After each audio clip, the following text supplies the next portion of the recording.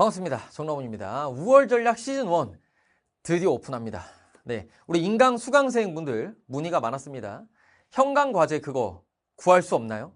4월에 오픈한다고 했잖아요. 네, 오픈합니다. 시즌1 있고 시즌2 있어요. 시즌2는 아마 6월 정도에 오픈하지 않을까 싶어요. 자, 강좌 이름부터 소개를 해드릴까요? 월 단위로 학습하는 시험 전략, 이런 뜻입니다. 그래서 제가 여기서 알려드리는 이 전략들을 잘 학습해 두시면 여러분이 시험에서 유리한 위치를 가질 수 있다. 이런 취지에서 5월 전략이라는 이름을 달아뒀습니다. 학습 목표는 지엽적인 패턴 연습을 통한 사고력 향상입니다. 지금부터 제가 하는 이야기를 동의하지 않으실 수도 있는데 제 말이 맞아요. 알겠죠? 뭐냐면 국어도 암기 과목이에요, 사실은. 우리가 사고력이 좋다라고 말할 때 이 수능 국어라는 틀 안에서는 주어진 정보를 처리하는 거거든요. 어떤 새로운 발상을 해내는 게 아니야. 창조하는 게 아니란 말이에요. 그러니까 결국에는 이 주어진 정보의 조직을 잘 관찰해서 이런 식으로 조직된 정보는 이렇게 처리하는 거지 라는 이 사고의 패턴들이 촘촘하게 머릿속에 들어가 있고 그거를 적재적소에서 꺼내 쓰는, 그리고 그것을 잘하는 사람이 수능 1등급인 거예요. 그래서 그것들을 연습시켜 드리는 게 이 5월 전략의 목표입니다. 자, 학습 목표, 강좌 구성, 추천 수강 대상, 마무리 인사 순서로 진행을 합니다. 학습 목표는 크게 두 가지입니다. 첫 번째는 이 강좌의 내용 관련된 이야기죠. 습관이 들어야 하는 혹은 습관이 들면 좋은 사고의 패턴들, 이것을 체화시켜 드리는 게 목표입니다. 이것들은 여러분이 어떤 건 익숙할 수도 있는데 제가 다루는 주제들 중에 어떤 건 되게 낯설 수 있어요. 근데 다 여러분에게 도움이 된다고 생각해서 준비한 거니까 잘 익혀두시면 도움이 될 텐데, 그런 것들은 한두 번 본다고 해서 체화가 되진 않죠. 의식적으로 연습을 좀 해줘야 되고, 그걸 제가 이 강좌에서 도와드릴 거고, 잘 익혀두시면 시험에 최적화된 사고 회로를 만드실 수 있을 겁니다. 자, 그 다음에 두 번째, 이 내용은 뭐랄까, 강좌의 내용적인 성격은 아니고 공부의 소재 관련된 얘기죠. 평가원 예기출 얘기부터 해볼까요? 자, 학생들이 선생님 저 평가원 기출 질려요 라고 말하면 보통 이거 한 5개년? 그죠? 많이 보면 7개년? 뭐 이 정도예요. 근데 사실은 수능의 역사가 굉장히 오래됐어요. 일단 여러분보다는 나이가 훨씬 많아요, 수능이. 그리고 뭐 저보다는 어리긴 한데요. 제가 굉장히 어린 시절에, 제가 초등학교 입학도 전에 수능이 시작됐어요. 그렇기 때문에 사실은 평가원 기출만 다 본다고 하더라도 충분히 우리가 공부 소재가 확보가 됩니다. 그럼에도 불구하고 여러분이 평가원 예기출은 잘 안 보죠. 유기한단 말이에요. 왜? 손이 안 가, 솔직히. 예기출 한번 보세요. 포장지가 너무 달라. 물론 내재되어 있는 논리 체계는 우리가 정오 판단할 때 해야 되는 생각들은 큰 차이가 없겠죠. 그러나 이 포장지가 너무 차이가 많이 나니까 마음이 안 가는 건 사실이잖아요. 하지만 버리기 아까운 문제가 많단 말이죠. 자, 교육청 산업교 경찰대, 여러분이 교사경이라고 부르는 문제들 있죠. 자, 이것도 똑같아요. 여러분 표현으로 평가원 스타일, 물론 평가원 스타일이 뭔지는 저도 모르겠는데요. 물론 제가 수업에서 몇 개 얘기하는 게 있긴 하죠. 근데 우리가 블라인드 처리해 놓으면 사실 몇 개의 문제들을 빼고는 평가원 문제나 교육청 산업교 경찰대 문제나 큰 차이는 없단 말이죠. 그럼에도 불구하고 우리가 그 거슬리는 몇 개 문제들 때문에 마음이 안 가는 건 사실이야. 그리고 그것 때문에 출제 구조 분석하긴 조금 그래. 그럼에도 불구하고 우리가 이런 것들을 활용을 하면 당연히 좋잖아요. 왜냐면 정규 교육과정 안에서 그래도 나름대로 검증된 출제 기관에서 내준 문제들이니까. 그래서 이런 것들을 우리가 사고 패턴 연습의 재료로 활용하면 좋지 않겠냐. 제가 이런 얘기를 왜 하냐면, 여러분 보통 이 평가원 예기출 교사경을 양치기라는 말을 붙여서 한단 말이에요. 여러분이 말하는 양치기를 잘 들어보면 그냥 시간 때우는 거예요. 뭐냐면 이런 거지. 내가 국어 공부하고 있지 않은 시간, 이게 너무 불안해. 근데 평가원 기출은 좀 너무 사골이야. 이제 막 너무 많이 우려먹어서 이게 우리면 흰물 나와. 그럼 어떡해? 다른 문제 봐야 되는데 뭐 보지? 몰라. 양치기. 학습 목표도 없고 그냥 하는 거야. 그죠? 아니 그렇게 그냥 양치기로 보내버릴 바에 명확한 목표의식을 갖고 활용을 하면 좋지 않겠냐. 그게 바로 이 5월 전략의 두 번째 취지 되겠습니다. 강좌 구성은요, 제가 아까 말씀드렸듯이 이 지엽적인 사고 패턴 훈련하는 데 초점이 맞춰져 있습니다. 소재는 제가 아까 설명해 드렸고, 교재는 2권 나갑니다.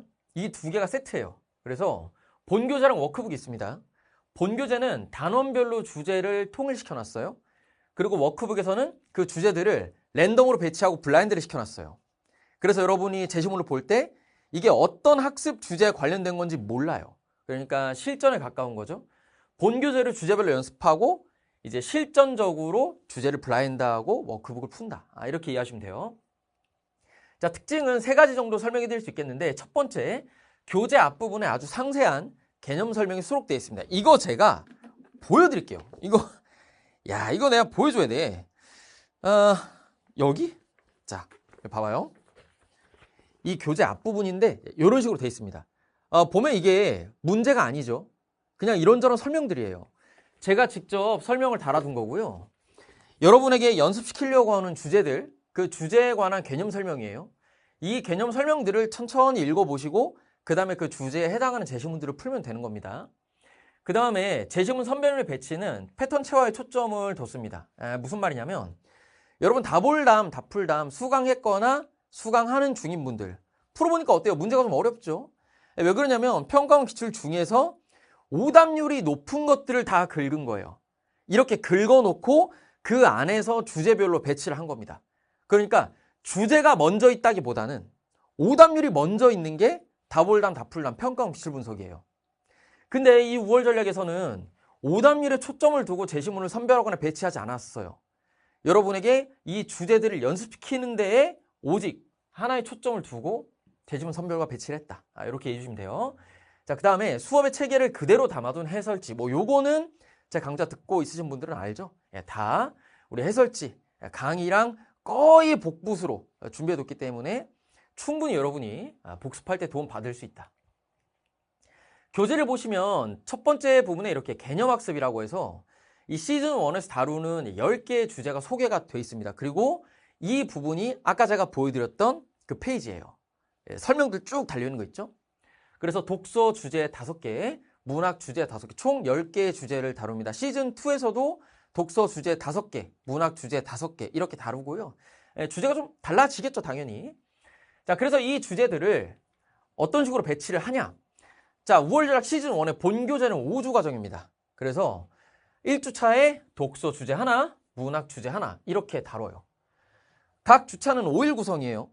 그래서 1주차에 1일차 거기서 독서 하나, 문학 하나 이렇게 풀어요. 그리고 2일차, 3일차, 4일차, 5일차 똑같이 제시문 2개씩 하는 거죠. 그래서 1주차에 총 제시문을 10개를 보게 됩니다. 그래서 5주차까지 하면 50개를 보는 거죠. 자, 이렇게 주제별로 매주 공부를 한 다음에 이것들을 제시문 주제를 섞어서 주제를 가려놓고 워크북에서 연습을 하는 겁니다. 그렇게 구성이 되어 있어요. 자, 이 강좌는 어떤 학생들이 들으면 좋은가? 저는 크게 3가지 정도를 꼽았는데요. 첫 번째, 평가원 기출분석을 메인으로 이미 가져가고 있고 여기에다가 EBS까지 얹었다. 그런데 그 이후 단계의 공부에 공백이 있어서 내가 뭘 할지 모르겠다. 방황 중이신 분들 기쁜 마음으로 달려오십시오. 많은 도움을 받으실 수 있을 겁니다. 그 다음에 잔실수가 많다고 느끼는 학생들이 있을 거예요. 이거 뭐냐면 저도 수험생 때 겪어봤는데 내가 제시문 잘 읽은 것 같아. 그리고 문제에서 요구하는 것도 잘 이해한 것 같아. 자신 있게 답을 3번으로 골랐는데 까보니까 답이 4번이야. 근데 내가 4번을 채점한 순간 왜 4번이 답인지 바로 이해를 해버렸어. 이런 경우 있죠. 그래놓고 내가 이런 실수를 왜 했지? 이런단 말이야. 근데 다음 시험 가면 그 실수 또 해요. 여러분이 이런 걸 잔실수라고 많이 부르는데 사실은 그런 실수들이 결국 여러분 머릿속에 있는 일정한 사고 패턴에 따라서 반복적으로 일어나는 거거든요. 그거를 교정을 하려면 당연히 마찬가지 반복 연습을 해야지 고쳐져요. 5월 전략에서 그 부분들 제가 도와드릴 거고, 그 다음 여러분 표현으로 문제를 감으로 푼다고 하죠. 그 문제를 감으로 푸는 것 때문에 조금 불안한 학생들이 있을 거예요. 그 친구들에게 또 많은 도움이 될 겁니다. 제가 이 사고 패턴들을 아주 명시적으로 표현을 해드릴 거기 때문에 제 언어로 이 사고 패턴에 관한 설명을 들으면 아, 이게 이 과정에서 이런 절차를 거치기 때문에 이렇게 생각해서 답이 이거구나 라는 게 아주 구체적으로 머릿속으로 굴러가면서 감으로 푸는 것 같아서 불안해요 라는 생각은 조금 가라앉거나 아예 사라질 겁니다. 자, 그래서 여기까지 해서 이제 메인 설명은 다 드렸고 끝으로 한마디 하고 가겠습니다. 제가 아까 전에 지나가듯 이야기하긴 했는데 양치기. 여러분이 양치기라는 게요. 사실은 국어 성적 올리는데 크게 도움이 안 돼요. 왜 그러냐면 수학이나 탐구는 양치기가 그래도 국어보단 도움이 됩니다. 왜냐하면 내용이 있는 과목들은 그 문제를 푸는 순간에 이미 우리가 뭘 공부하고 있는지를 알아요. 그래서 그 문제를 틀리면 내가 뭘 공부해야 되는지 또 알지. 그러니까 그냥 많이 푸는 것만으로도 우리가 어떤 구체적인 학습 목표를 의식하는 거랑 유사한 효과로 공부를 할 수 있어요. 근데 국어는 내용이 없잖아요. 그러니까 여러분 문제를 풀 때 내가 뭘 얻어야 되는 거지? 이 생각이 없어가지고 그렇게 문제를 많이 푸는데도 성적 향상에 도움이 안 된다고 느끼는 거예요. 맨날 그런 얘기 하잖아. 내가 공부를 이렇게나 열심히 하고 이렇게나 많은 문제를 풀었는데 왜 이렇게 성적이 안 올라요? 상당 부분의 이유가 여기 있다. 여러분이 풀었던 많은 문제들은 학습 목표 없이 그냥 시간을 때우면서 지나온 거예요. 5월 전략에서 그거 제가 설정을 해드릴 거니까 잘 따라오시면 많은 도움을 받으실 수 있을 겁니다. 제가 이 교재에 받아보신 분들은 알 텐데 여기 약점 보완 프로젝트라고 적혀 있어요. 이거 보여줄까? 보이나? 보인다. 그죠? 약점 보완 프로젝트. 이렇게 돼 있단 말이야. 여러분의 사고 패턴에 있는 약점들, 그것들 이 강좌에서 보완을 시켜 드릴 거예요. 아시겠죠? 그래서 지금까지 설명 잘 듣고 여러분에게 필요하다고 판단이 된다면 기쁜 마음으로 달려오십시오. 자, 다음 시간부터는 강의에서 만나도록 하겠습니다.